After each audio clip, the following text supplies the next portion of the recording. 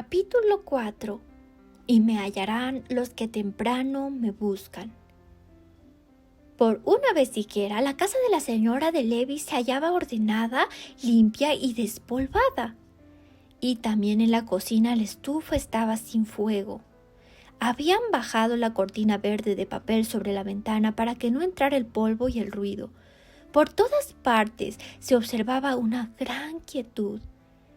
Catalina estaba parada en la entrada de la vivienda, con la cara y las manos limpias, el cabello peinado y bien remendado el vestido. Ella se hallaba muy quieta y con una expresión sombría y pensativa en el rostro. A pesar de que afuera había muchas mariposas para cazar y adentro moscas para matar, sobre la única silla cómoda del cuarto, una gran silla antigua de brazos, se veía sentada la cansada y desgastada figura del padre de Catalina. Un aspecto de tristeza y desesperanza se dibujaba en su rostro. Ni Dino ni la madre se veían por ahí. Una o dos mujeres deambulaban por la casa a paso suave mientras traían sillas y se ocupaban en hacer algunos oficios del arreglo de aquel bien ordenado cuarto. En la mesa se podía ver lo que explicaba el porqué de aquella inusual calma y todos los arreglos que se hacían. Era un ataúd de pino, pequeño y simple, y dentro del ataúd, con las manos dobladas y el pelo marrón echado hacia atrás, así descubriendo su frente de bebé, el pequeño Juanito yacía con sus ojitos cerrados. Se veía dulce y muy bonito en su angosta cama. Pobre Juanito, su infancia había sido muy triste y desamparada. Había pasado muchas horas en su cuna, recibiendo nada más que las miradas enfadadas de Catalina. También fue desamparado por su madre, quien a pesar de amarlo tenía que salir a trabajar cada día para ganarse el pan para él y los demás. Pero ya todo se había terminado. Los lloriqueos de Juanito ya no habrían de incomodar a nadie nunca más. El débil cuerpecito de Juanito ahora descansaba quieto en su ataúd, mientras la preciosa alma de Juanito ya se hallaba en los brazos del Salvador. De pronto Dino salió de su cuarto y suavemente se acercó al ataúd. Tenía el pelo parcialmente peinado y se notaba que algún esfuerzo se había hecho de arreglar su gastada ropa. Se le conmovió el corazón y lágrimas afloraron en sus ojos cuando posó su mirada sobre el bebé. Dino amaba a su hermanito y aunque nunca se ocupó mucho de él, lo acongojaba su muerte. También lo consolaba pensar que Juanito había recibido de él tan solo buenas palabras y deseos, lo que era más de lo que Catalina podría ahora decir. Mientras ella seguía parada junto a la puerta, le vino a la mente todo cuanto había hecho o no por el bebé. Las veces cuando le había dicho palabras de disgusto o lo había mirado con enojo o cuando se había retirado de él, cuando lloraba pidiendo que lo arrullara o aún cuando había sacudido el indefenso cuerpecito. La pobre Catalina ahora pensaba y quería que si tan solo él pudiera volver a la vida por un rato, ella entonces lo acunaría en sus brazos toda la noche sin una queja. Para ahora la gente de aquellas casas vecinas había comenzado a llegar y llenaban las sillas vacías. La señora de Levi salió de su cuarto y se sentó junto a la silla de brazos, bien agradecida de que su hinchado y lloroso rostro pudiera ahora ocultarse tras el velo negro que una bondadosa vecina le había prestado. En unos pocos minutos, algo más de una docena de gente había llenado el espacio en aquel pequeño cuarto y el señor Holbrook se levantó de su lugar a la cabecera del ataúd. Dino se volvió de repente al escuchar el sonido de su voz y atento oyó mientras aquel leía del libro que sostenía en sus manos.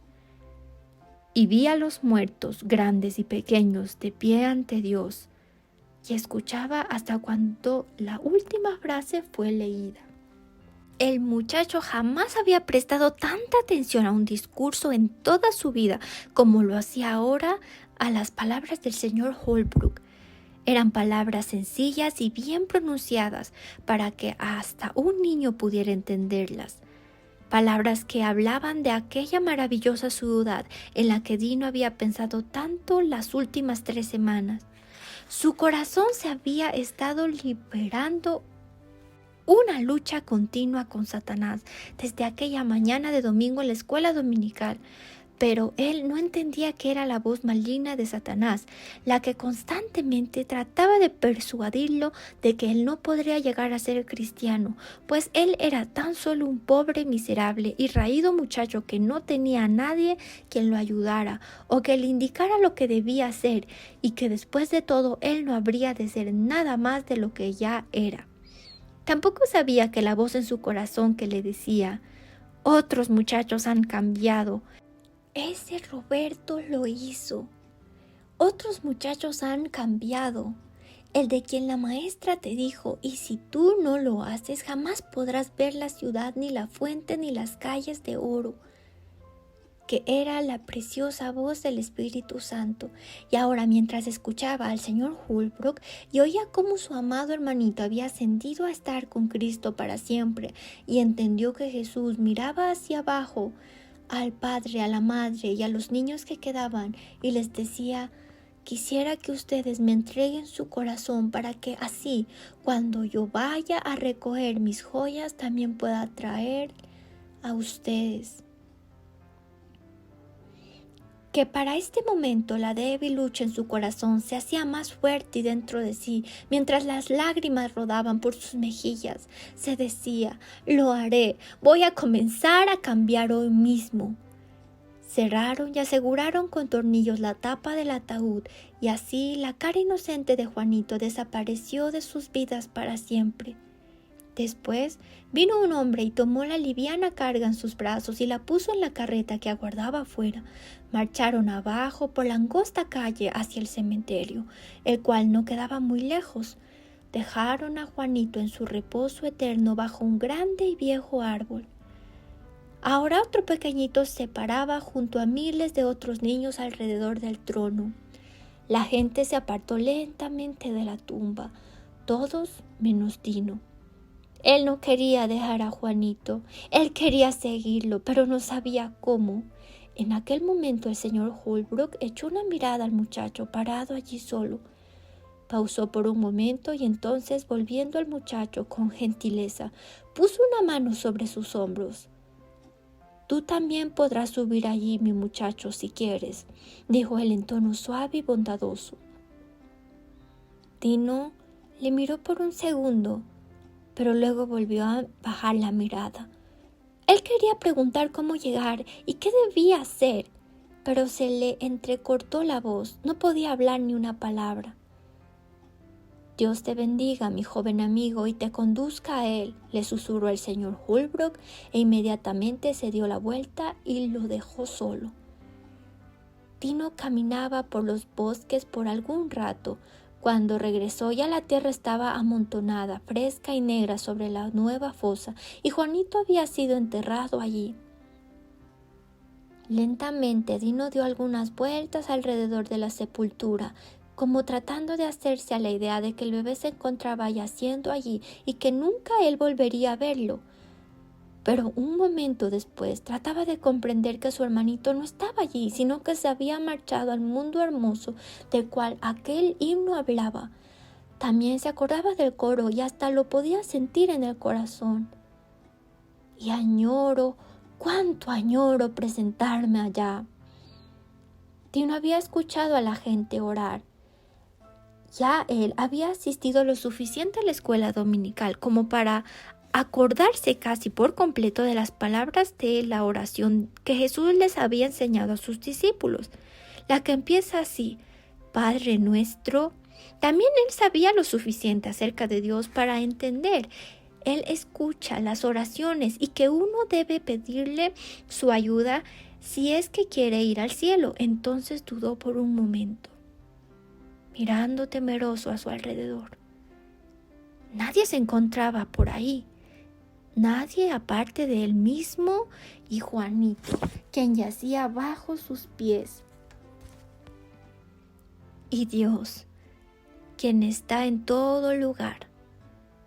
Por fin se puso de rodillas junto a la pequeña tumba y comenzó: Padre nuestro que estás en los cielos, santificado sea tu nombre, venga tu reino. Pero entonces se detuvo. No entendía aquella oración. Sentía como que no estaba diciendo lo que pensaba y comenzó de nuevo: Oh Jesús, yo quisiera. Y entonces otra vez se detuvo. ¿Qué era lo que quería? Yo quiero ser diferente. Yo soy un muchacho malvado.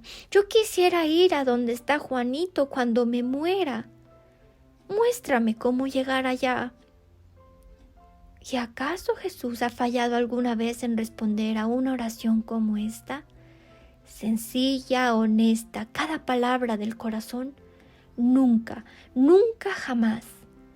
Tino se levantó de aquel lugar sintiendo como que algo era distinto ya y que siempre habría de ser distinto mientras él se mantuviera fiel. El Salvador había extendido su mano y había tomado la del joven que lo buscaba, y hasta la muerte lo conduciría hacia Dios.